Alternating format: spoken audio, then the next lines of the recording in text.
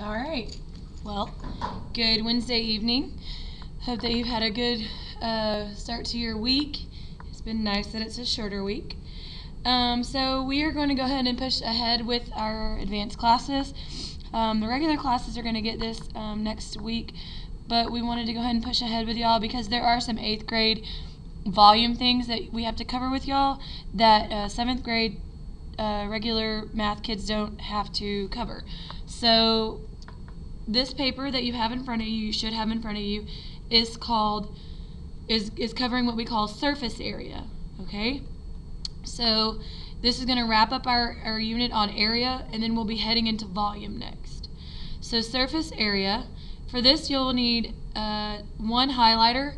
As you see, I have one highlighter as well. It doesn't have to be pink, but I do need you to get one highlighter, or any marker that is a lighter color marker would work too. So if you need to pause the video now and go and run and get that, then that would be great. And you also, will of course, may need a pencil. So get those items. If you need to pause it, and if not, you already have them, we are going to move on. Okay, so the first thing that we're going to do is I'm going to show you what this basically is, this paper. So when we're talking about objects, we've been learning about how to get the area of certain composite figures and shapes, but all of them have been two-dimensional. That means that they are just flat on a piece of paper. But as you know in life, most things that we need the volume of are three-dimensional. So that's where these shapes that we're going to start talking about today come in. You have a rectangular prisms, that's basically a rectangle box, a cube, which is a square made into a cube, like a dice is an example, or a die. You have a right triangular prism, just made out of a right angle triangle. You have regular triangle prisms, those are like the pyramids in Egypt.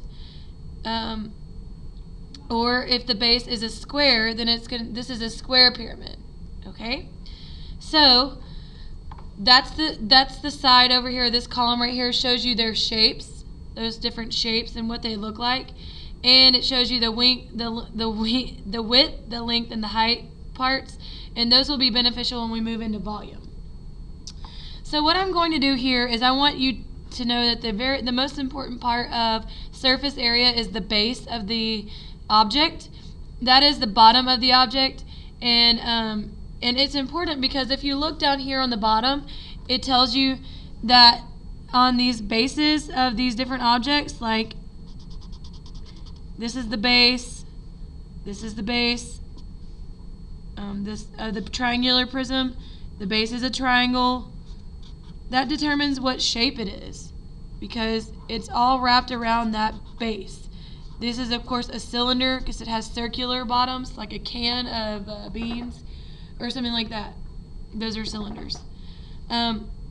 So the perimeter of the base the perimeter of the object is all determined by the base of the object. So if it ever wants you to know, if it ever asks what the perimeter of a three-dimensional object is, you just need to really measure the base, the perimeter of the base, and that will kind of give you a heads up on that. So what we're going to do up here is we're going to show the different correlations between these two columns. This, as I mentioned earlier, is called the shape. This is this shows you the shape of them if they were 3D. Okay. Now this column right here is the net. The net is if you were to take this object and stretch it out flat on the surface, that is what's called the net. So here in my hand I have a rectangular prism. It just makes a rectangular box, okay? It's a three-dimensional figure, but if I were to unwrap it and stretch it out, you would see all of its sides, and that would be the net. Yeah, I know it's a white on white paper, but if I put it up here, you could see this better. This is the net. That is the net. That is kind of like the outline if I were just to unwrap it and stretch it out. That's a rectangular prism. You can see the bases of the rectangular prism are the rectangles. Okay? Alright. So, I also have a three-dimensional cube that I've made out of paper. Alright, so wrapped up, this is the three-dimensional cube. It has a length, a width, and a height. But if I were to unwrap it and stretch it all the way flat, this is the net of the cube. This is what a cube looks like as a net. It looks like a cross. Okay, and you have the bases. Really could be any of the sides because they're all the same since it's made out of squares. But this and then this would be what we're considering to be the main bases, if you will. Okay, so that's just showing you the cube. Now again, if I folded that back up, you could see those bases and how it works in a three-dimensional way. Okay? Okay, so what we're going to do here is we're going to look at the net, and we're going to, sorry about that, we're going to look at the net and we're going to highlight the bases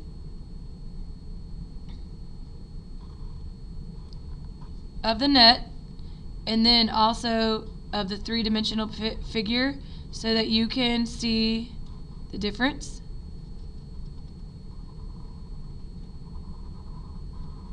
Okay, so if we were to wrap that up, it would look like this. If you were to unwrap it, make it flat, it would be this net. Okay, so that's where we get the rectangular prism because of the rectangles of the bases. The cube has a square base,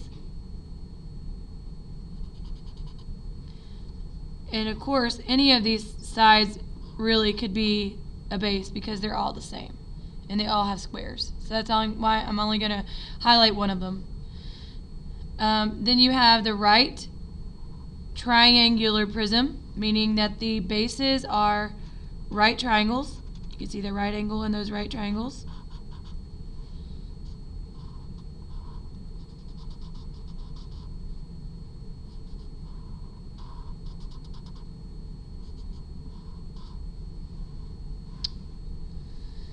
So here we have a regular triangular pyramid. Pyramid is the key here. So this is your base, and the net, and of course your base in the pyramid. Here we have a square pyramid, meaning the bottom is a square, but all the edges fold up in triangles to gather at the top in a pyramid. Okay, so I wanted you to see the difference. Now, why do we include this into our unit on area?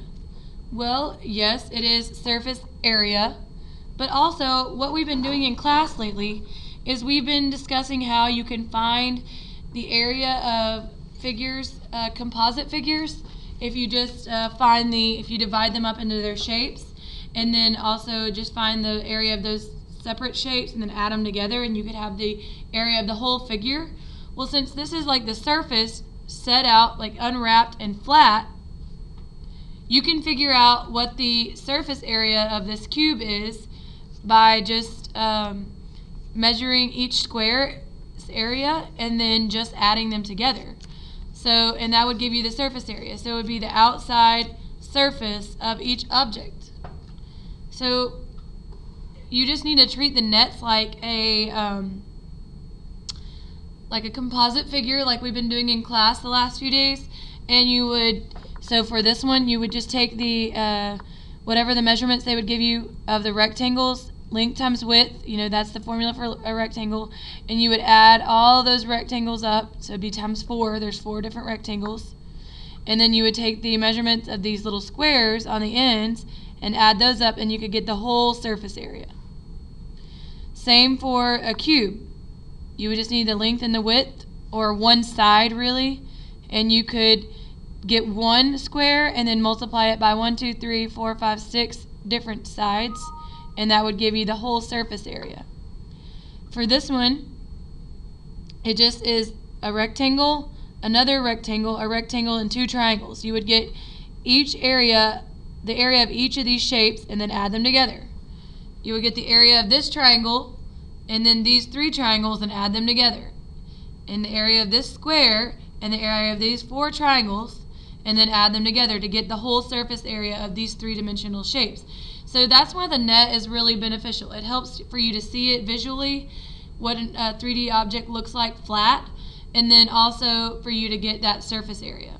Tomorrow we're going to be talking more about this column, the formula column, and I'm going to teach you how to use these formulas to find surface area if you don't have a net to look at. Okay? So go ahead and tape this or glue it into your journal on your next blank page so that we will have these formulas to refer to tomorrow when we have our next video. And I did want to share with you something just so you could see how awesome this flipped classroom videos have been, and you haven't even realized it. I know it's been a lot of work for y'all, but here in front of you I'm just showing you, this is a STAR 8th grade math reference guide. So this, when all the 8th graders take their STAR math test this year, this is their reference guide that they get. And I want you to see how much 8th grade material we have covered this year, and you have covered it by the help of your flipped classroom. These videos that we're doing, it's helping you to do 2 lessons in 1, really. So you're learning 2 years of math in 1 year. So we've covered y equals mx plus b. We have covered the constant y equals kx. We have covered slope of a line. If they give you 2 points, y2 minus y1, x2 minus x1, divide them by, remember m is your slope. In 7th grade and in 8th grade, we covered the circumference of a circle, 2 times pi times the radius, or the pi times diameter. We have just now done, we just did area this past week of a triangle, a rectangle, a parallelogram, a trapezoid, and a circle. And now, tonight, we are starting on a surface area of a prism or cylinder. So that's where we're going, and I will teach you how to use these formulas. And then next week we'll be talking about, in the next few weeks we'll be talking about volume, so we'll cover these formulas. And then at the end of the year we will get to Pythagorean theorem, simple interest, and compound interest. So you're over halfway finished with all the 8th grade stuff that you're supposed to know, not to mention all the awesome things that you learned in just regular 7th grade math. So I just wanted to applaud you and to kind of encourage you to keep going, doing what you're doing. These flip videos, we have seen a big difference in them, and as long as you do your work and your part, it's paying off. So have a great night.